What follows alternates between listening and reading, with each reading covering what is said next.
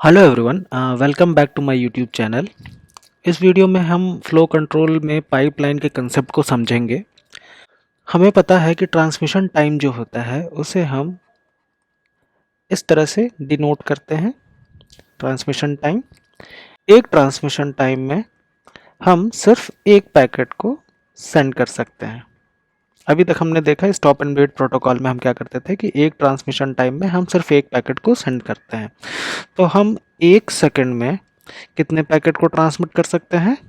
1 upon total transmission time. Okay, इतने packet को हम एक सेकंड में ट्रांसमिट कर सकते हैं। ओके, और हमें ये पता है कि टोटल टाइम कितना होता है। टोटल टाइम होता है, जैसे इस एग्जांपल में आप देखिए, टोटल टाइम होता है, पहला एक टाइम तो होता है हमारा ट्रांसमिशन टाइम, पैकेट को ट्रांसमिट करने के लिए। इसे हम इस तरह से डिनोट करते हैं। उसके बाद पैकेट जाता है रिसीवर के पास और रिसीवर उसे कंज्यूम करके हमें एक्नॉलेजमेंट सेंड करता है। ये वाला टाइम जो होता है इसको हम प्रोपोगेशन डिले कहते हैं और इस वाले टाइम को भी प्रोपोगेशन डिले कहते हैं। तो ओवरऑल जो टाइम हो गया यहाँ पर, ये हो गया 2 × TP। ओके, तो टोटल टाइम कितना हो गया? टोटल टाइम हो गया transmission time plus 2 × propagation delay. Okay, तो टोटल टाइम हमारे पास कितना है? टोटल टाइम है हमारे पास transmission delay plus 2 × propagation delay. तो इस टोटल टाइम में हम टोटल कितने पैकेट ट्रांसमिट कर सकते हैं? Transmission delay plus 2 × propagation delay divided by transmission delay. क्यों? क्योंकि एक सेकंड में हम इतने पैकेट ट्रांसमिट कर पाते हैं, तो इतने टाइम में, इस टोटल टाइम में हम टोटल इतने पैकेट ट्रांसमिट कर पाएंगे। जब इसको हम सिंप्लीफाई करते हैं तो ये बन जाता है 1/2 propagation delay divided by transmission delay. Okay, और हमको ये पता है कि A = TP/dt होता है।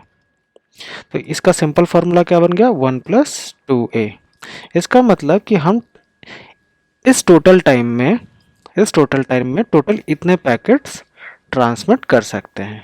ओके, मगर हम करते क्या है? सिर्फ एक पैकेट ट्रांसमिट करते हैं। स्टॉप एंड वेट प्रोटोकॉल में सिर्फ एक पैकेट को ट्रांसमिट करते हैं और फिर बाकी टाइम जो होता है हमारा वेटिंग टाइम होता है एक्नॉलेजमेंट पैकेट के रिसीव होने तक। तो इसीलिए जो इफिशियंसी है हमारे स्टॉप एंड वेट प्रोटोकॉल की, वो होती है 1/1 + 2A। क्यों? क्योंकि हम टोटल इतने पैकेट ट्रांसमिट कर सकते हैं, मगर हम करते क्या है? सिर्फ एक पैकेट ट्रांसमिट। तो इसीलिए टोटल हम तो 1 + 2A पैकेट ट्रांसमिट कर सकते हैं, मगर हम करते हैं सिर्फ एक पैकेट को ट्रांसमिट। इस वजह से हमारी इफिशियंसी ये है।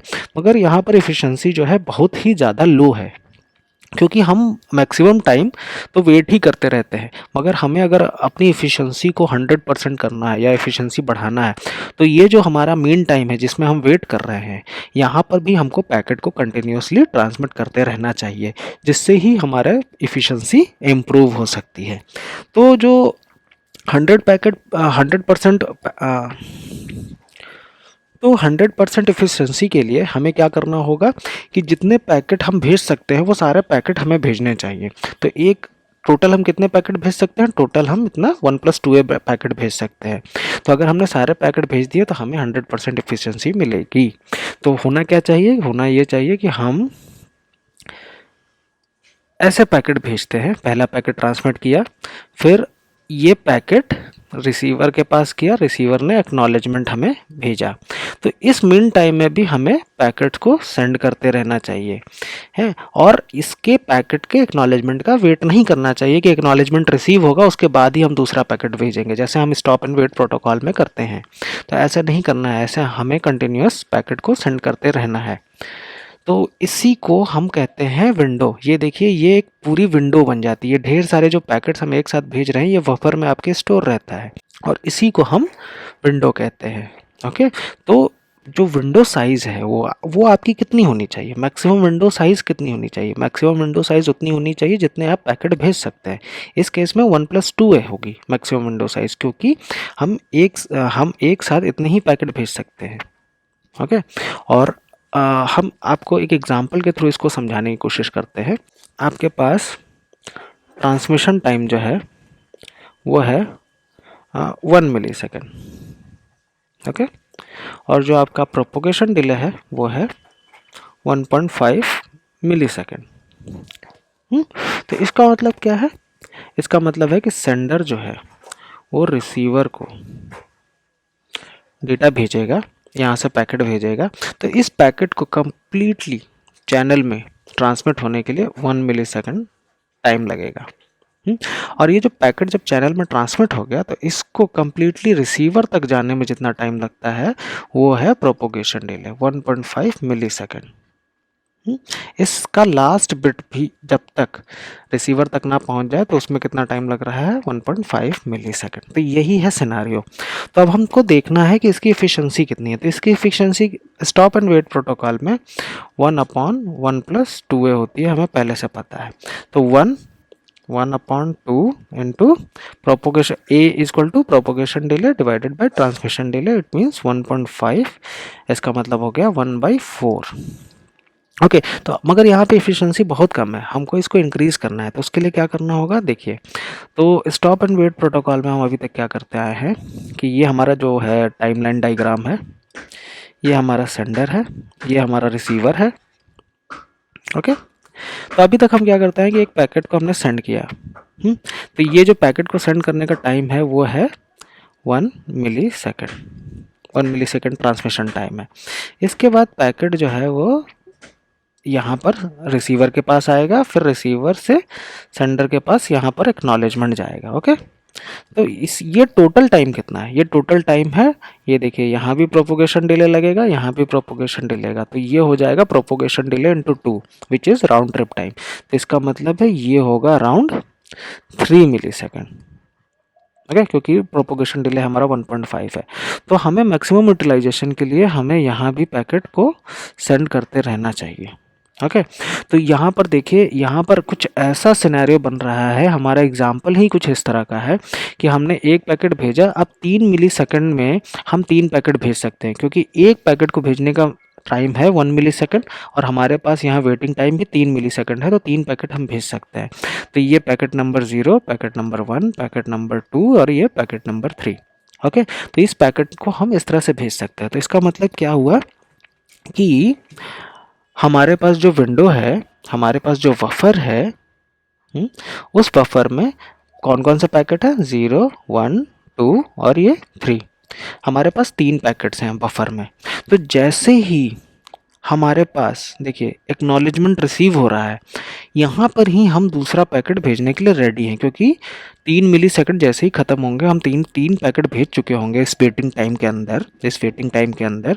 और जैसे ही हमारा वेटिंग टाइम यहाँ ख़त्म हो रहा है वैसे ही हम पैकेट नंबर 0 का एक्नॉलेजमेंट रिसीव भी कर रहे हैं, और वैसे ही हम यहाँ पर पैकेट नंबर 4 भी सेंड कर देंगे, यानी हम पैकेट नंबर 4 सेंड कर दिए हैं। अब हुआ क्या कि पैकेट नंबर 0 जो है वो तो यहाँ पर सेंड हो चुका है, रिसीव हो चुका है, कंज्यूम हो चुका है और उसका एक्नॉलेजमेंट भी आ गया है। तो अब हमें उसे बफर में सेव रखने की ज़रूरत नहीं है। तो अब हमारे बफर में कौन कौन से पैकेट हो सकते हैं? अब हमारे बफर में जो पैकेट है वो हैं 4, 3, 2, 1।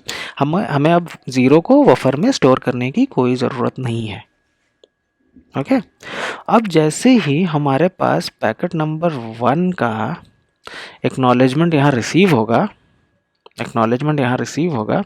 वैसे ही हम पैकेट नंबर 5 को सेंड करने की कंडीशन में आ गए हैं। यहाँ पर जैसे हम पैकेट नंबर 5 सेंड करेंगे वैसे ही हमारा पैकेट नंबर 1 का एक्नॉलेजमेंट भी रिसीव हो रहा है। तो इसका मतलब कि पैकेट नंबर 5 को अब हमको सेंड कर सकते हैं यहाँ पर, और जो पैकेट नंबर 1 का एक्नॉलेजमेंट यहाँ रिसीव हो गया तो इसका मतलब है कि पैकेट नंबर 1 को अब बफर में सेव करने की ज़रूरत नहीं है।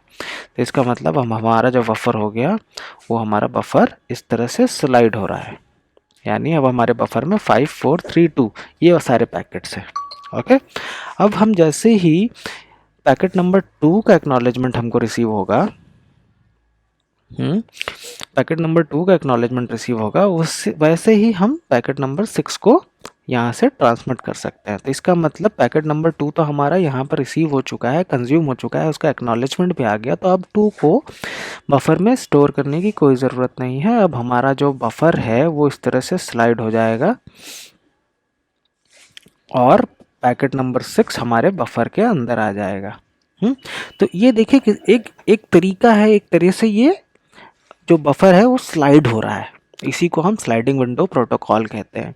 सपोज मान लीजिए आपको अभी 7, 8 और 9 ये सारे पैकेट भी सेंड करने हैं, तो इस समय इस सिनेरियो में आपके डिफरेंट पैकेट का स्टेटस क्या है।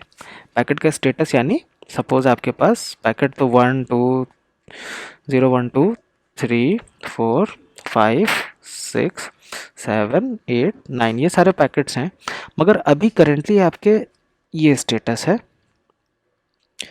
करेंटली आपका ये स्टेटस है। मतलब जो भी इस बफर के राइट हैंड साइड में है, जो भी पैकेट इस बफर के राइट हैंड साइड में है 0 1 2, ये सारे पैकेट सेंडर के थ्रू ट्रांसमिट कर दिए जा चुके हैं, रिसीवर के थ्रू कंज्यूम कर लिए जा चुके हैं, और रिसीवर ने इसका एक्नॉलेजमेंट भी सेंड कर दिया है सेंडर के पास। जो भी पैकेट इस बफर के अंदर हैं, इस विंडो के अंदर हैं, उन पैकेट्स को सिर्फ ट्रांसमिट किया गया है, अभी उसके एक्नॉलेजमेंट का वेट किया जा रहा है। और जो भी पैकेट इस बफर के लेफ्ट हैंड साइड में है 7 8 9, ये अभी ट्रांसमिट भी नहीं किए गए हैं। तो ये है इसका करंट स्टेटस। सो हमें मैक्सिमम विंडो साइज़ क्या होनी चाहिए किसी भी सेंडर साइड में पैकेट को सेंड करने के लिए, बफर का मैक्सिमम साइज़ क्या होना चाहिए। बफर का मैक्सिमम साइज़ ये होना चाहिए कि आप इस टोटल टाइम में कितने पैकेट ट्रांसमिट कर सकते हैं। तो सेंडर साइड में विंडो साइज़ जो है वो मैक्सिमम क्या है 1+2a। ओके, तो मैक्सिमम विंडो साइज जो है सेंडर साइड में है 1+2a। हम एट मैक्स इतने पैकेट भेज सकते हैं फॉर मैक्सिमम एफिशिएंसी। ओके, मगर एक इशू ये आता है क्योंकि हमारे पास जो हेडर फाइल है जहाँ पर हमें हेडर मेंटेन करना है, वहाँ पर एक सीक्वेंस नंबर की फील्ड होती है। वहाँ पर हमें सीक्वेंस नंबर की एक फील्ड होती है जहाँ पर हमें सीक्वेंस नंबर लिखना पड़ता है या मेंटेन करके रखना पड़ता है कि पर्टिकुलर पैकेट का कौन सा सीक्वेंस नंबर है। तो हम सीक्वेंस नंबर जो यहाँ पर यूज़ कर रहे हैं 0 1 2 3 4, ये हम इन्फानाइट नहीं ले सकते। इसकी एक रेंज होनी चाहिए, 0 से समथिंग कोई एक रेंज होनी चाहिए, क्योंकि अगर हम इन्फानाइट ले गए तो सीक्वेंस नंबर का जो स्पेस है वो उसे ऑक्यूपाई नहीं कर पाएगा। सीक्वेंस नंबर का स्पेस जो है वो लिमिटेड है। सो हमें सीक्वेंस नंबर इन्फानाइट नहीं यूज़ कर सकते, उसकी एक लिमिट होनी चाहिए, एक रेंज होनी चाहिए। तो वो सीक्वेंस नंबर जो मैक्सिमम सीक्वेंस नंबर है वो हम क्या यूज़ कर सकते हैं, या सीक्वेंस नंबर की रेंज कहाँ से कहाँ तक हो सकती है, वो हमें देखना पड़ेगा। तो हमें एक पर्टिकुलर रेंज डिसाइड करनी पड़ेगी कि सीक्वेंस नंबर की रेंज क्या होती है।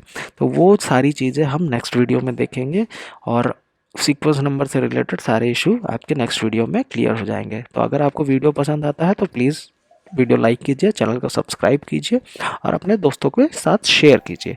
तो मिलते हैं नेक्स्ट वीडियो में, तब तक के लिए बने रहिए हमारे साथ।